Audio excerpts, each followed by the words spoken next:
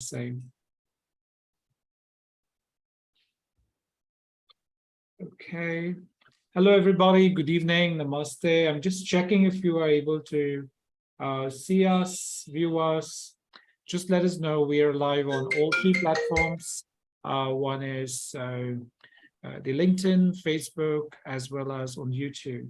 So you can catch us anywhere, wherever you are. If you're registered for this particular certification webinar, you'll be able to access the free certification as well. If not, you can enjoy this wonderful webinar that we have arranged for everyone. So just let me just check if I'm live on other platforms as well. Yes, it shows I'm live. Okay, well. Namaste to you, Colonel Devrat. How are you doing? Hi, good evening, Paras. Thank you. I'm doing fine. Thank you for this opportunity. I look forward to meeting all these people in this webinar. And I'm sincerely thankful to you for giving me this opportunity to come here and give my thoughts on this webinar called Transformation and Success. Thank you very much.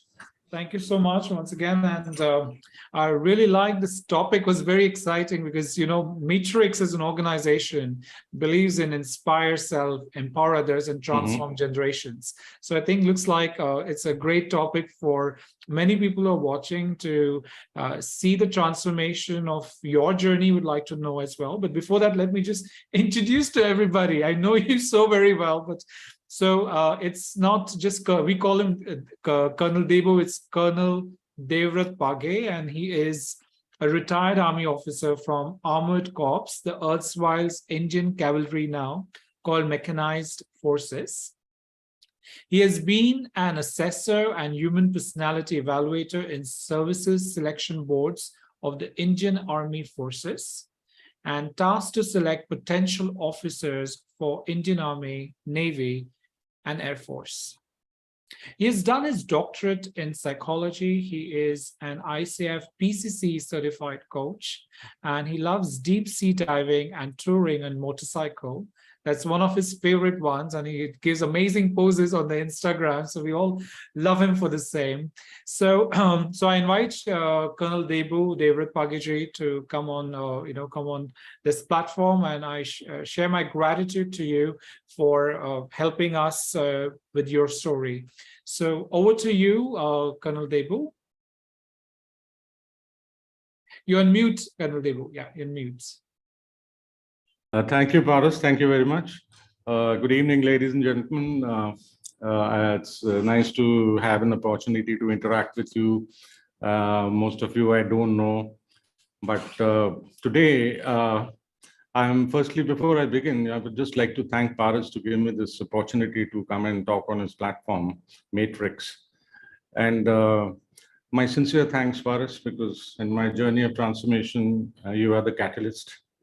And it has changed me a lot and for the better. Before I start, I'd just like to tell you that I'm a disabled army soldier. I have a hearing disability. My nerve endings are damaged. So if I miss your punchlines and I ask you to repeat something, please bear with me, don't mind it. And it's not my doing, it's my profession's doing. So coming to today's topic, it's about transformation and success. Paras, can you give me the permission to share the screen so that I can use the slides? Sure, sure.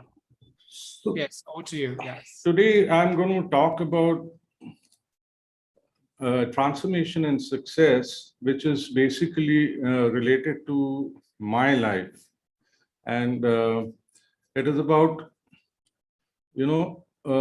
coming to terms with what I did and how I'm going to do, how I led my life into success or into transforming myself into what I am today. So this is what I would like to share the screen before I begin. Are you able to do that? Yeah. So you have to just click that. Yeah. Yeah. Okay. So Before I begin, I would like to give you a real life story, and that's the story of my life. I'm a retired colonel from the Indian Army, and as Paris told you, I'm from the cavalry, and the erstwhile cavalry was about horses, and the famous the charge of the cavalry light brigade, which you must have heard in history. But now we're called mechanized forces. So I have been mostly on tanks, the tanks which you see in the Ukraine war. And I have been an instructor in gunnery, so that had an effect on my ears. My sensory nerves have been damaged. Coming to the point and coming to my story. On 31st March 2020, exactly at in the noon, 12 past 1, I hung my spurs. And this is the term used for retirement in the cavalry. Spurs are used to make horses run. And what happened was like when I retired, though I was prepared for the eventuality, but I realized I was not prepared for the eventuality. Because when it happened, it hit me like a thunderbolt. It was something new, something which I was not prepared for, something which I had no way of fathoming it, and it sent me into a negative spiral. I became lethargic. I was anxious. I became irritable, and I had problems focusing, and I did not know what to do, how to spend my time. I was jobless. I was no more a soldier. I felt like I was left out of battle, and my team had left me behind. And I did not know what the future held for me. So that is where I realized that transformation is a great tool or an activity which helps you achieve something and move forward in life. So coming back to my story, 3 months prior in December, in the year of 2019, it was, if I remember, it was Christmas time. I happened to go to Goa with my friends. And one fine day, early in the morning, I was walking on the beach with my friend, mentor, and guide. And she's a very successful businesswoman today. And casually, she asked me, she says, "What have you planned for yourself after your retirement from the army?" So first, I did not bother, but then that question hit me because I had no answer for that question. I had not planned, I had not even thought of it that what would I do after 31st March 2020, which was my retirement date. So I said, I don't know. What am I going to do? I really don't know. What will I do? So that set her thinking. And she just said that, look, if I may suggest, I have seen you training cadets, soldiers. I have seen you counseling cadets in the Indian Military Academy and National Defense Academy. And you counsel also. So you have a capability to train and teach and counsel. Why don't you take up coaching as a profession? That set me thinking. And when I came back from Goa, I said, why not pursue this? So after my retirement, I started seriously thinking of becoming a coach, doing my certification, my courses, and then improving in what I already had. When I say improving in what I already had I mean that I have been a human personality evaluator and an assessor in the Indian Armed Forces Services Selection Boards. The job of services selection boards in the Army is to select potential officers for Indian Army, Navy, and Air Force. I did that job as an assessor and a human personality evaluator for almost 2 decades. And I have assessed about 5,000 candidates. This period got me close to psychology, and I studied psychology. I used to wonder why people behave the way they do, why people do what they do. And I slowly started finding my answers in this subject called psychology. I went deep inside it so much so that I did my master's in psychology during that time. And also I did my doctorate in psychology during the same period. And after getting out with this background, having assessed 5,000 people, having seen 5,000 personalities as to what perception, the way of thinking, actions, it was mind-boggling for me. That interested me, and I decided to take a plunge in this career called coaching. And lo and behold, I was lucky to find a teacher in Dr. Paris, and I did my ICF certification. I'm a PCC now, and Paris calls me a reflective coach. So I'm not pretty good. I don't know, but I enjoy what I'm doing. So today, it's been 2.5 years, more than 2.5 years, that I'm in this journey of transformation. I don't know if I'm successful or not. That's not for me to decide. But yes, I am transforming. I understand myself better. I have a purpose in life, and I can deliver something and help people in the society. So I am very contented and happy with my achievements so far. But yes, I need to go. It's miles to go before I sleep. The woods are lovely, dark and deep. The Wordsworth poem. So I am still in my quest for transformation. But today I found this subject very apt to give you my experiences in transformation and success. So let me begin, ladies and gentlemen, by asking you, what do you understand by transformation? You can just hit the chat box, give me an answer, or you can raise your hand and just take on whatever you wish to do. What is transformation? I think there is a technical glitch where people are not able to put up a chat support, but I can probably read out to you. But transformation for me, I think it is not a stage. It is actually what you become. It is something what happens eventually when your thoughts and ideas and your clarity in life is there. So just transformation is an outcome, according to my understanding. Yeah, you're on the right lines, Paras. It's a process of changing something completely, the character appearance of something. So let's say if we take an example of an organism and we change the DNA of that organism, it changes the organism completely. So that change or that process of change is called transformation. And when it happens in humans, it is called human transformation. And human transformation is nothing but an internal shift that aligns us with our highest potential. It is the heart of every major aspect of our life. How we relate to the world and how the world relates to us. We start understanding about this. It's about, prioritizing and consciously developing one's physical well-being, mental health, cognitive agility, and your emotional health.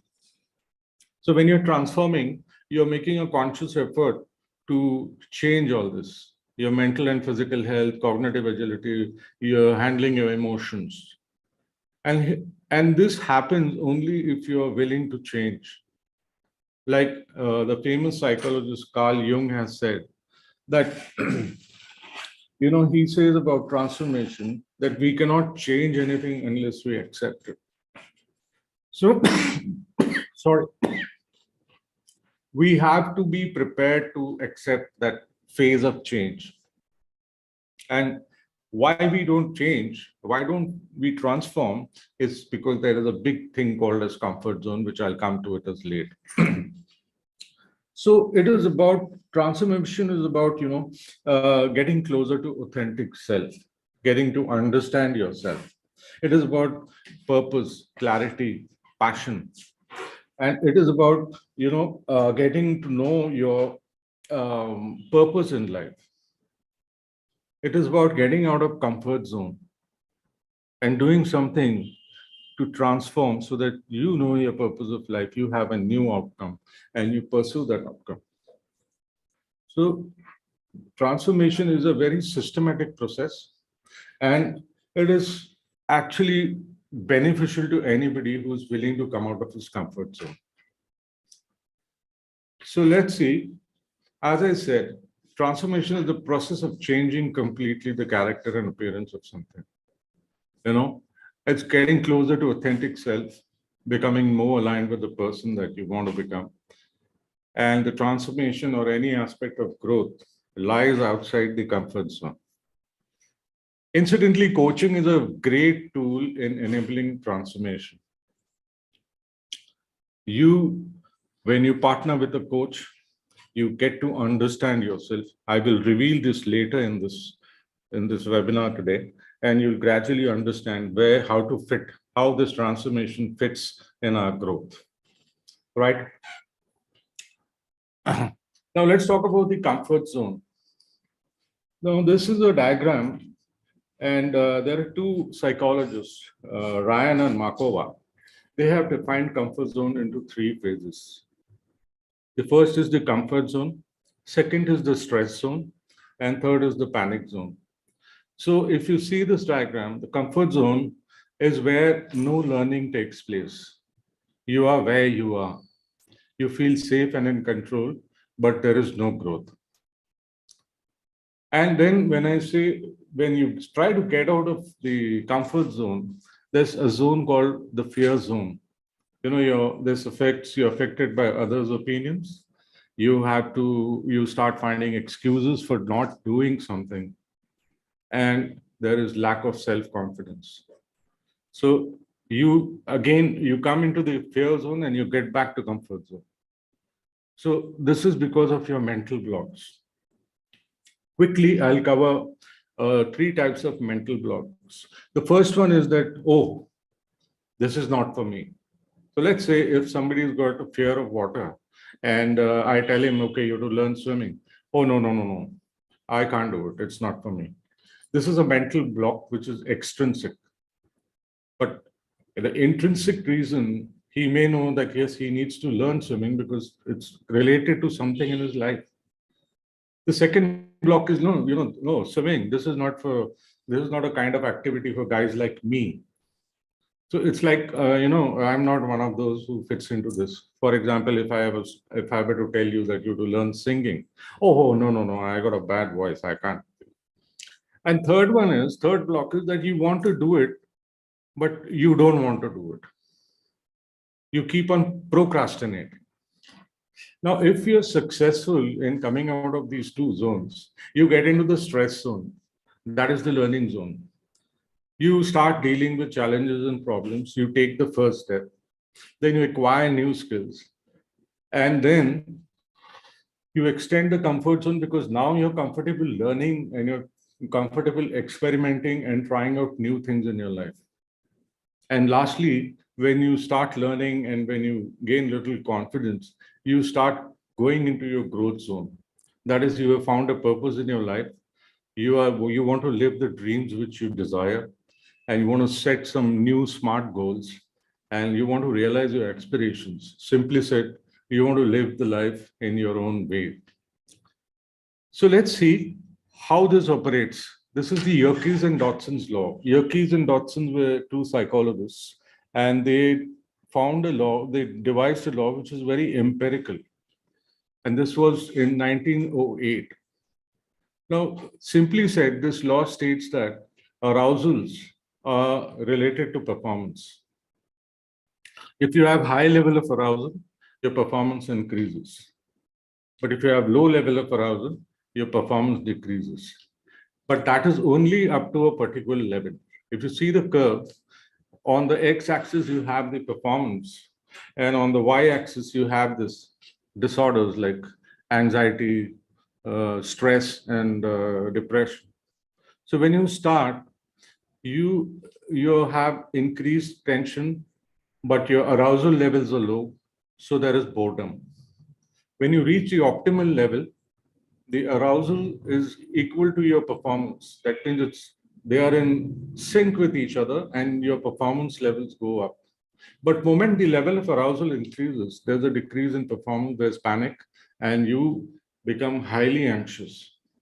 So to put it in different words, I would say that if there is a task which one has to do with higher concentration and cognitive ability, tasks of thinking, tasks of concentration, you need low levels of arousal. But if you have to do a task which is to do with your stamina, like the athletes do, you need high level of arousal for better performance. Okay. Now let's understand the criteria for human transformation. First thing which I always believe in is self-reflection. You have to introspect, you have to understand yourself, you have to get inside yourself, you have to talk to yourself. Because unless you are self-aware, you will not understand the world. Unless you know your capabilities, your shortcomings, you will not be able to interpret the challenges in life, and you will not understand the world. So here, mental agility, mental alertness, mental fitness is the key. Incidentally, this self-reflection self-awareness is the first thing to develop in coaching. A coach helps you understand your own self first, and that is about your talents, motivators, dreams, and fears. You have to have people who support you, what I call as agency. They have to be there to support you in what you are doing. Once you get the sense of belonging, once you know there is support, you build trust and you increase your productivity. So next one is, affirmations. Affirmations help a lot. If you have positive affirmations, they sort of, they control your brain. The activities stop, your beliefs, negative beliefs stop. And the brain, the way it is fed, because it's about experiences and beliefs that brain works on, and it gives you the same related inputs, and you run on autopilot. But if affirmations are there, it changes the wiring of the brain, emotional well-being, and helps in self-efficacy. Now, self-efficacy is a concept developed by a psychologist called Albert Bandura. Simply said, self-efficacy is the confidence of faith in your abilities to achieve an outcome. So it improves your self-efficacy also. Then comes the satisfaction of your basic needs, Maslow's theory of hierarchy. Unless your basic needs of food, shelter, and clothing, roti, kapda, or makana, are satisfied, you will never pursue anything to achieve self-actualization. So it's a very important aspect of transformation that you ensure that your basic needs are met, and then you progress further into growth zone. As I said, coaching enables significant changes which promotes one's growth and development. So now let's see what is success and success. What are the key criteria for having seen this? We'll go on to the 4 quadrants of life. Why does a man work, or why do we aspire to be successful in life? They're because of 4 reasons. If you go clockwise from top, first is career, second is wellness, third is finance, and fourth is relationships. But the most important quadrant here is wellness. And if you see, wellness relates to your mental and physical health. Your body is a vehicle, and your mind is the computer or the sensor which makes it work. If you are not well enough, if you're not fit enough, it affects all the 3 quadrants in like career, relationships, and finance. So we actually strive for successful career. We strive to be healthy. We want loving and close relationships, and we want to be secure financially. And with this backdrop, we always look at the perspective of life is in these 4 quadrants, and they all are interrelated. You won't pursue a career which does not give you finance, which does not give you good money. You would not get good relationships if you're not well, you're not fit. And if you have a bad career, your relationships are affected. If you're not healthy, your financial earnings or your capability to earn is affected. So these are the 4 quadrants, 4 aspects of life where a man aspires to perform and be successful. And these are the hindrances of transformation because they take you away from your purpose in life, your goal in life, or the outcome which you have designed for yourself in life. So let me ask you, what is success? Okay, success is accomplishment of an aim or a purpose. It can be different for different people. Let's say for me, if I'm a soldier, for me, it would be success would be winning a war. For a sportsman, success would be winning a competition. For a player, it may be winning a match. And for somebody who is into business, success would be to grab a deal and make money. So it means differently to different people. Our experiences, perception, ideologies, attitude, and desire define our structure of success. What are we looking for? What are we interested in? What do we want to achieve? Sorry. And this is all related to your perception, your beliefs, your experiences. Now, when I say experience, I'll give you an example. Like I grew up in a family of soldiers. My maternal grandfather was a doctor in the army. My father was in the army. So obviously I was drawn to that profession and I also became a soldier. So much so that my younger brother is also a soldier. He's a serving soldier today. So success is about, accomplishing what you set out to do. I want to play Wimbledon. That's a goal somebody sets for himself. And that is what, if he plays there, that's success for him. For me, I want to earn $1 million. If I have that success for me. So personal growth strategies matter in success. And what you need to be successful is willpower, personal skills, getting out of comfort zone, stress management, and a growth mindset. Now, what is growth mindset? I will tell you. But before that, I want to know what is success mindset. What do you understand by success mindset? Anybody?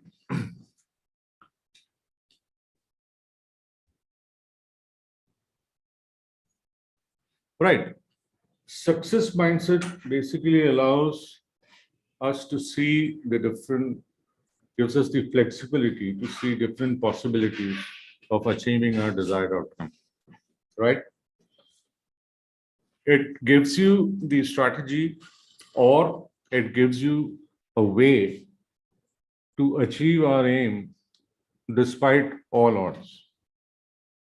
So it has three aspects: the growth mindset, self-awareness, and positivity. Now, growth mindset is a term coined by a famous psychologist, Carol Dweck. And growth mindset is nothing but it says that our efforts and attitude determine our abilities. And by the way, coaching is a good way to develop success mindset. Self-awareness, I will come to it later, but it's basically you learn and grow from your experiences. And positivity, I mean that I don't mean blind optimism, but yes, if there was a glass in front of me, a pessimist would say this glass is half empty, but an optimist like me would say the glass is half full.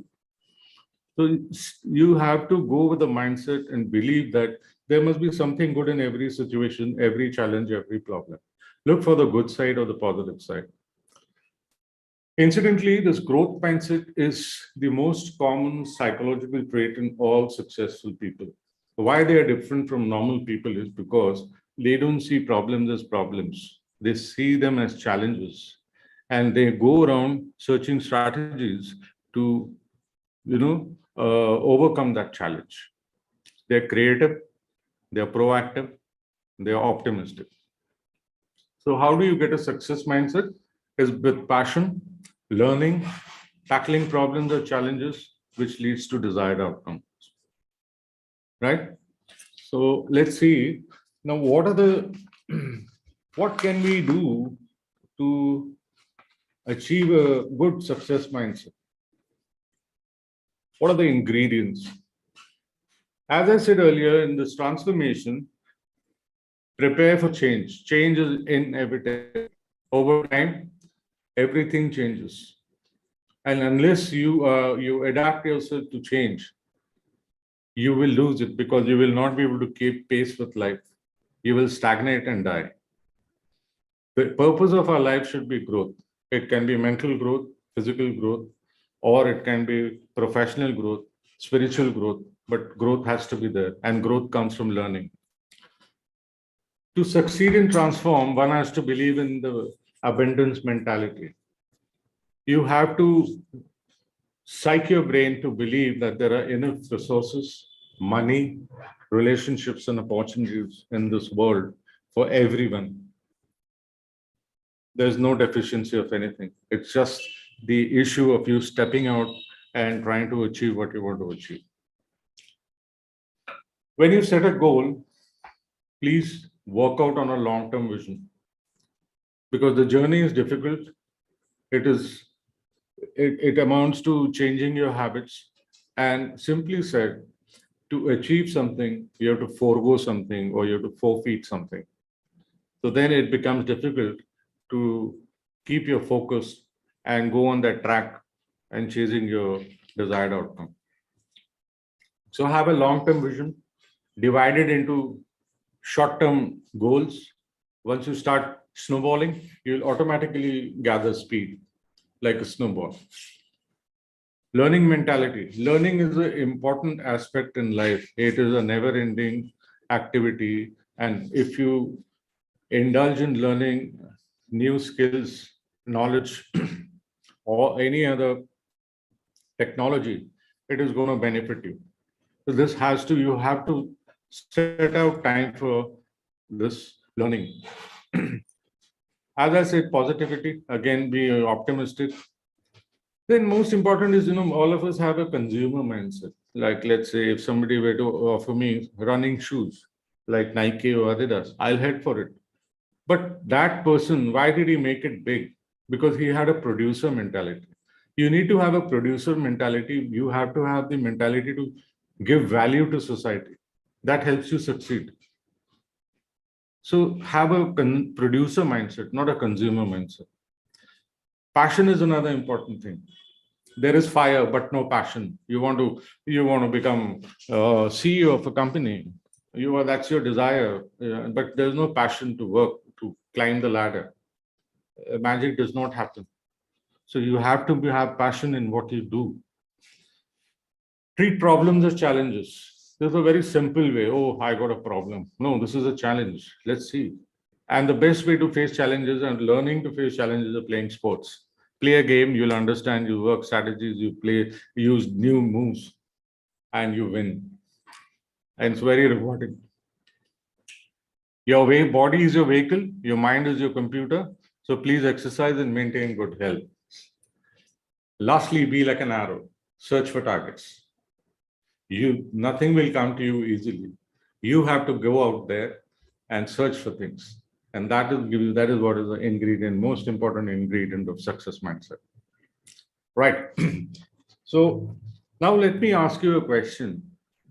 Having said all this, the important ingredient I said in the beginning was self-awareness. What do you understand by self-awareness? Can someone tell me?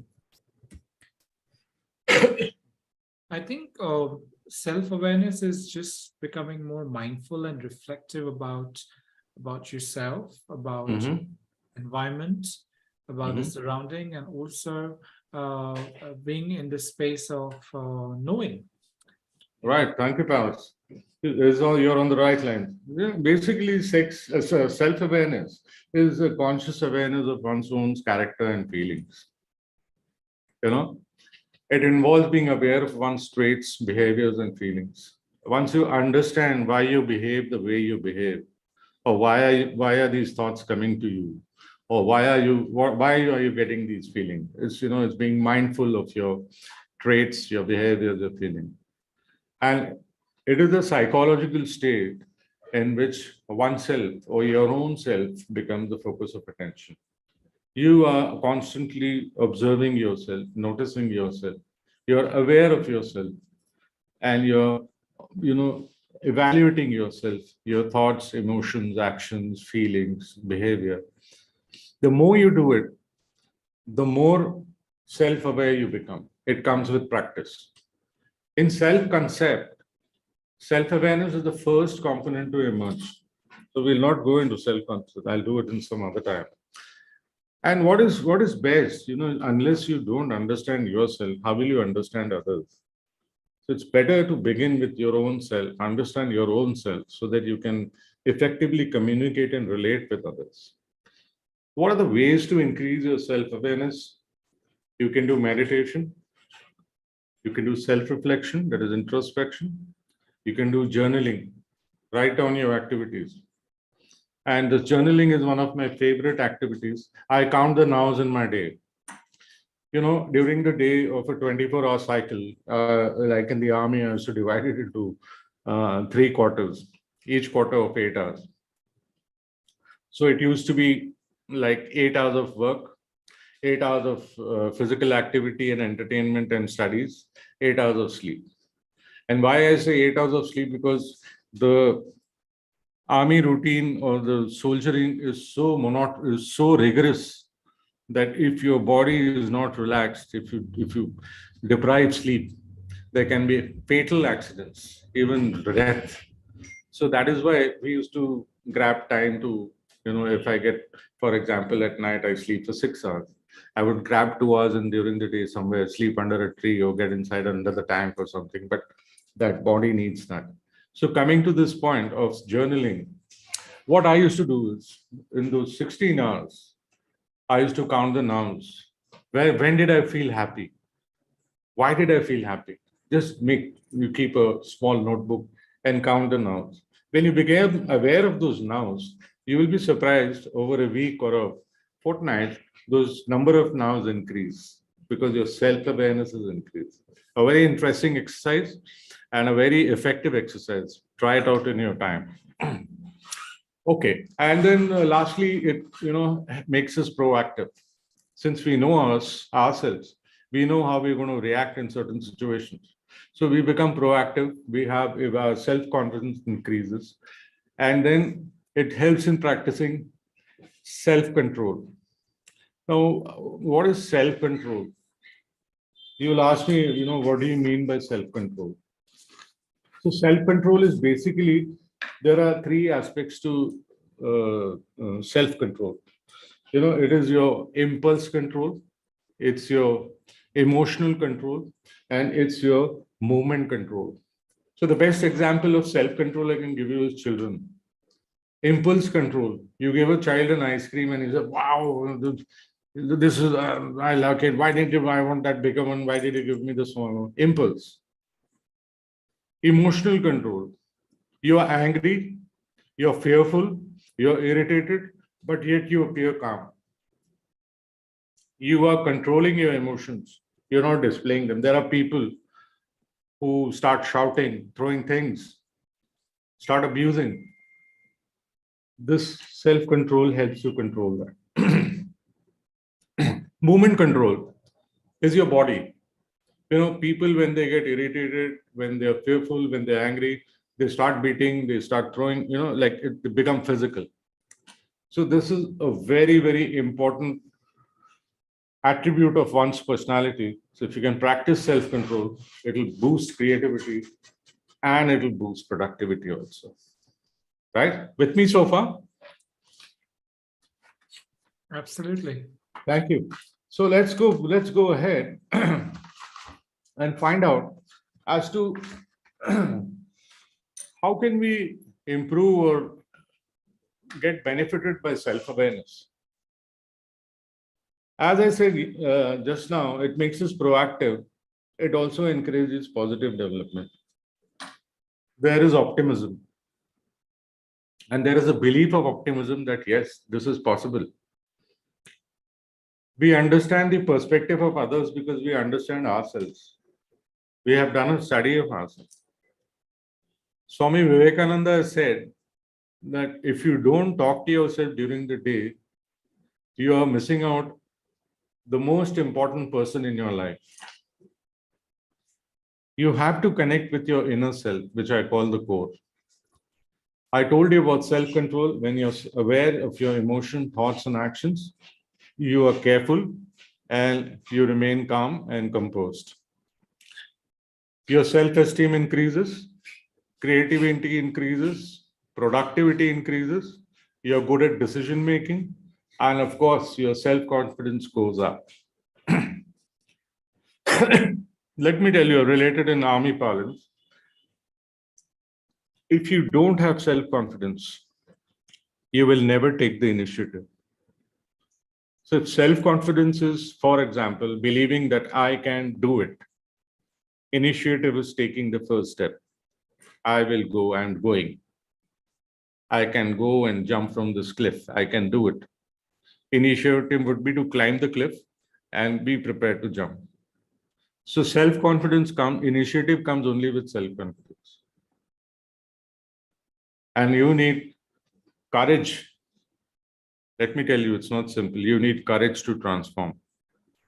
And courage comes with self-confidence. And courage gives you initiative. So what are the strategies for transformation and success? How does one transform and how does one achieve success in life? First and foremost, you need a strong willpower. You can do nothing in this world, in this life, unless you're willing to do it. And when I say willpower, it's taking a decision and sticking to it. Pursue it till you hit the target, whatever be the odds, whatever be the stakes. Good communication skills and active listening. You see, humans are social organisms. If you're communicating with somebody and you're not interested in their point of view or what they're trying to tell you, or you're not paying attention to their points or what they're trying to communicate, it will affect your relationship. And since we are social organisms, relationships are very important and a foremost thing, to help you transform. Disempowering beliefs, limiting beliefs. Our beliefs are formed in our childhood, up to 7 years of age. But as we experience life, our beliefs also change. So that is why I insist on self-awareness. Is once you start doing introspection, looking inside, you can find out that certain beliefs are no more useful to you because these beliefs are formed by somebody else's actions. Maybe your parents, teachers, society, culture, friends, family, whatever it is. But then as times change, new experiences come in your life, you also change. So like it's said, change is inevitable. It's better for you to change and drop those beliefs, see which beliefs are not good for you, leave them, and you can always build on new beliefs. Learn from your own mistakes. Yes, but never repeat a mistake. Get out of your comfort zone. 99% problem is not getting out of a comfort zone. Oh, I don't think I can do it. Come on now. Like in my case, I could have said, oh, I'm retired now. I'm here to just relax. I've been working so hard for the last 35 to 40 years. Why? But then I decided to take this plunge. Whatever may be the result, I don't know. But then I got out of my comfort zone. Stress management is very important. So eustress, which is a good stress, is a good motivator. And I am a firm believer that unless you have little stress, your engine won't start. You need little stress to propel you, to start your engine and to move ahead. So that is what, good stress. But bad stress, you learn to manage it. Because if you can't control your stress, it's going to make you unproductive. Set smart goals, obviously. They have to be measurable. They have to relate to time. They must be tangible. They must be achievable. So work on something which is smart. And lastly, Carol Dweck's growth mindset. You have to have a growth mindset. And if you have a fixed mindset, you will stagnate. So now let's go ahead and see coaching. What does coaching do for transformation and success? Yeah. For me, Colonel Deepu, yeah, there is one question that is asked to me. They are unable to put it on the chat. So yeah. reading out to you, they said that change is constant. Yeah. And I'm 28-year-old, and I want to get a lot of success in my life. Mm-hmm. And all the time, whenever I work on some project, either change happens, technology changes. Okay, so I lose a lot of patience. So how can I get transformation? How can I be more successful? What is your thought on that?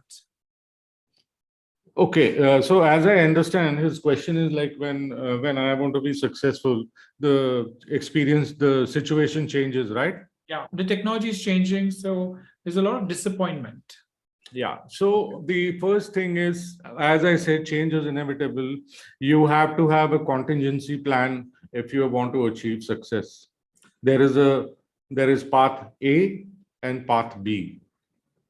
So in this case, I feel that either you are not matching the pace of technology, which I mean, you need to move with the pace of technology, and you don't have alternate solutions to achieve that goal.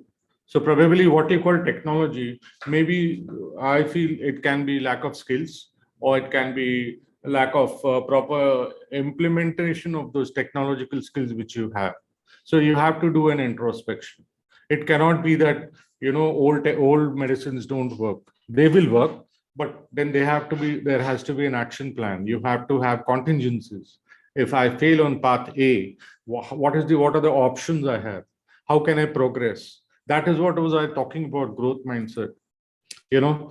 Whenever things are at odd, the people with growth mindset find strategies, find ways to achieve their outcome against all odds. Have I answered the question, Paras? Yeah, absolutely. Thanks for sharing that. It's a wonderful perspective to explore in. If you have time, I'm just going to come up with one more question that somebody has asked. And Yes. asked twice, so I'm just going to just share it with you. That there is a lot of competition, and how can I bring self-awareness, because there's no time, because there's a lot of cutthroat competition. It's like a rat race. So so how can the self-awareness concept can really sustain, because all the time is about moving ahead. Okay, so and I really like this question, I think, because it's not only for XYZ people. I think it's for a lot of people. Okay, so yeah, so maybe your thoughts on Right. this. Firstly, time management is one of the important aspects of transformation. It's an excuse that we don't have time. We don't give time. True. There are 24 hours. You have to divide your time, and you have to see your body clock and your work clock and your relationship clock and your entertainment clock. Unless you divide your time into proper quarters as to what you want to do, you will never find time. You will always be running short of time. It requires planning. It requires deliberate effort. It requires purpose, and it requires passion. If you want to be self-aware, you have to be passionate about it. Magic will not happen. That's why old adage which goes and it says, catch the time bull by its horns. Don't catch it by the tail. Because when you try to catch that bull called time with the tail, you'll be always running behind the bull. But if you catch it by the horn, you will control that bull. Probably you may ride it also if you have the strength. So please take this belief out of your mind that there is work, I don't have time, and then I remain very busy. There's too much of competition. No, there are certain time wasters in our life, in our routine. Please identify those time wasters. Those time wasters may be just, for example, going onto the social media every day and just looking for mails every 15 minutes. Posting some selfies, or going through posts in your Facebook. So these time wasters are the ones which rob you of time unknowingly. You have to identify these time wasters. Is that okay, Paras? Yeah, absolutely. Thanks for sharing that. Yeah. And there's one more question which we can take it afterwards. Yeah, tell me. Sure. So this person says that when I got there was a lot of transformation in my life, Okay. My success definition, Can you please repeat? there's a lot of Where? transformation moments in my life. Yeah. And that changed my definition of success. It's not a question, it's actually some sort of, reflection, I believe, that Interesting. This person seems to have found his purpose in life. As I said, everybody has a different purpose, and everybody relates success to their beliefs, their perception, their ambitions. So probably he has realized that, well, if I succeed in this aspect, this field, that is better for me. So that self-realization is very good. It's transforming. Thanks, Sanjay, for asking this question, this sharing your reflection. I think it was very, very apt for what the the forum is. Thank you once again. Yeah. Over to you. Thank you, Paras. So now, how I feel coaching is an important tool for transformation and success. It's like today when I have been in this field for almost 1.5 years now. I feel coaching, people understand coaching as it's only needed for the that goose which lays the golden eggs. And when I say the goose which lays the golden eggs, the people think only the apex people like CEOs, the managers, and C-suite managers are only fit for coaching. It's not so. Coaching is for everybody. Individual coaching can have profound impact on individuals in their personal and professional lives. It's scientific. It's not a secret fix. It's systematic. It's technical. The key area for individual growth can include, better self-awareness, builds resilience, better relationships, better decision-making and communication skills, good mental health, good work-life balance. It helps you understand yourself. So people underestimate the the strength of coaching. And in organizations, like I said, it is not only for the top rung people, it is for the whole organization, the lower rung, the middle rung also, because it gives them a sense of purpose, it gives them a sense of belonging, it gives them an affinity. The organization culture builds up, and it empowers the individuals. When it empowers the individual, I would like on the principle of Gestalt of psychology, which is that it's about parts to the whole and not whole to the parts. Those are the small parts which make a whole, an entity. Like we have protons, neutrons, and electrons, which are in a molecule. The molecule doesn't make them. It's because of proton, neutron, electrons, there's an entity called molecule. So this principle of Gestalt is very effective in organizational coaching. It's a scientific process, and I think everyone must take it. Now, when I took this journey of transformation almost 2.5 years ago, when I was a young boy of 19 years old, I left home to get trained in the Indian Military Academy, Dehradun. The year was 1987. And my teachers, my instructors, my seniors taught me some lessons which I closely associate with this profession of coaching. Basically, for me, military training is an intellectual architecture for success in every sphere of life. We were told be a jack of all, master of all. We had to fight, we had to play, we had to cook, we had to learn scientific and mathematical functioning of our weapon systems. So we did everything. We were jack of all and master of all. It encouraged my calculated risk taking.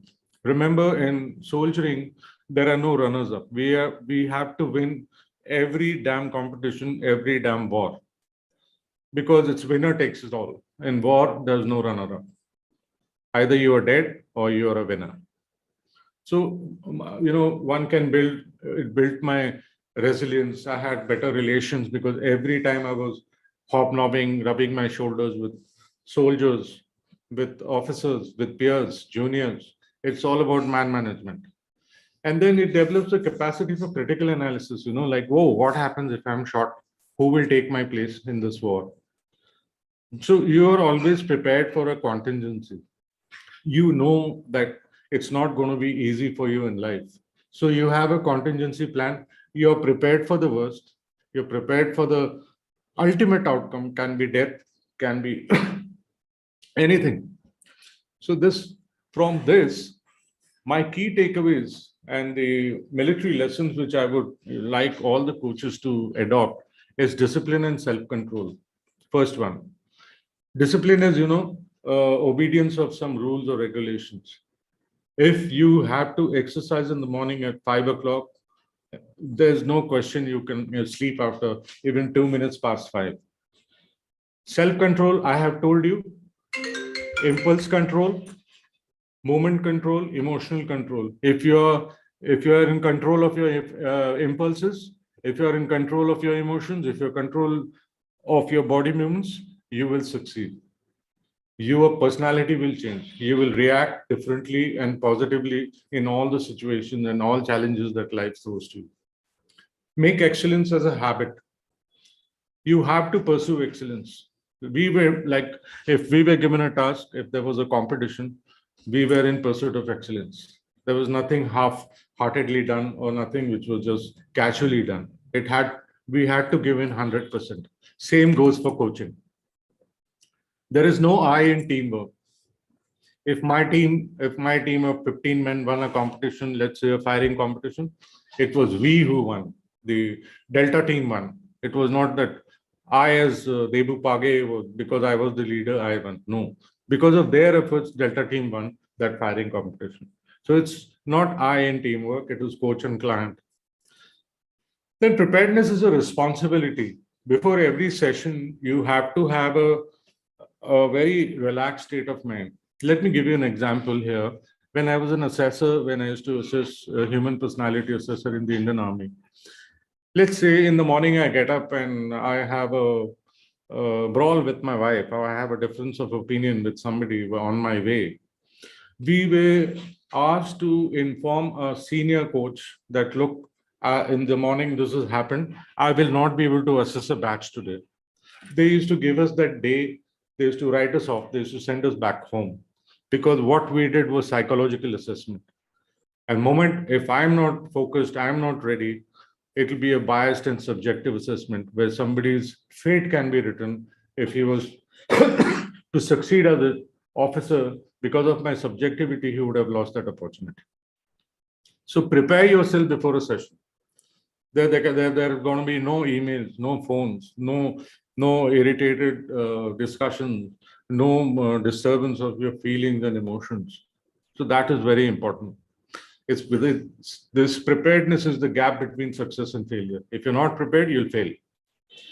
Improvisation, like famous boxer Mike Tyson said, everyone has a plan, but until you get hit in the mouth.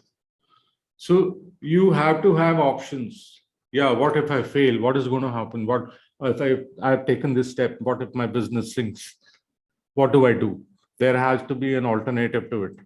And that alternative has to be an improvised alternative. It need not be that, this fails, so then if my clothing business fails, then I'll start computer business. No, it is not like that. It will not work. You have to improvise. If that cloth I'm selling is not working, maybe I can find a different variety of cloth and start selling. So again, adaptability. You have to be like animal. Charles Darwin theory. If you're not adaptable, if you cannot adapt to the changing environment, that species become extinct. So adaptability is the key. You have to change with time. There's technology today. Please learn that technology. Tomorrow, people start flying in flying saucers. Please start flying in flying saucers. Learning, again, I'm saying learning is very, very, very important. To keep pace with changing environment, one has to continue learning. And lastly, for us in the army, results matter, because results spoke. We had an entity. I was not called Page. I had a badge, which was, we called in Hindi as Naam, Namak or Nishan. So we were recognized with that. If we won a war, if we won a battle, it was not that I won a battle or they won a battle. It was that badge which won the battle. Oh, that 44th Armored Regiment, they did it. So results speak. So please stay focused on what you need to achieve your goals. You have to know what you have to do, and results speak. So be careful, results matter. Today, I gave a session to Paras and he feels, oh, this man is not, I have got no change. My result is bad. I have not given anything to him. Really sad. So keep these things in mind. And lastly, in the end, I would just like to say we are over top of the hour, Paras. Yes. So I end my, this thing is, Yes. great things begin from inside. Wow. Please remember this. You take an example of an egg, you take an example of a seed. When they evolve, the seed becomes into a big tree. And that egg, when something breaks out of it, it gives life. But you break the egg, nothing happens. So it is from inside, from within, which propels you towards transformation and success. Thank you, Paras. I have finished. Thank you so much once again, Colonel Devo. It was a wonderful learning session. I felt that, and it was so much as ease. I just felt it was in the flow. It's a beautiful flow. I felt the topic was so amazing, from transformation, success, and self-awareness. And yeah, thank you to many people who actually shared their questions to us. And I'm sorry, there was some technical glitch, so we couldn't really get the chat action. But lucky, I think technology is so quick now, transformation, that I could get messages and different things on Messenger and many other places, on LinkedIn. So looks like an amazing experience to everybody, and the questions were really good. And thanks once again for sharing the reflections. Thanks, Colonel Debu, for sharing your story, and also a very insightful journey about how you have transformed, and not sitting and relaxing, but again want to transform others' life. It's like passing the baton by getting other people inspired more. So it was lovely having you today, and I wish you all the best for inspiring more and more and transferring lives of people. And I look forward to see you in some more sessions as well. So thank you. Thank you very much. Everybody. Take care. Bye-bye.